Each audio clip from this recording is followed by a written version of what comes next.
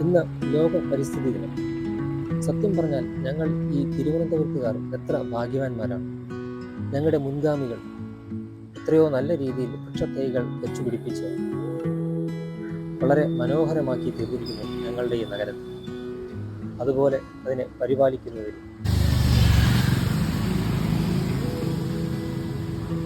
ഈ പ്രയാണം ഇങ്ങനെ തുടരട്ടെ.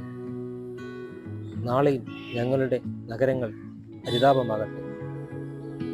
യുവതലമുറ ഇത് കണ്ടു പഠിച്ച് തുടരുമെന്ന പ്രതീക്ഷയോടെ എല്ലാവർക്കും ലോക പരിസ്ഥിതി ദിനാശംസകൾ.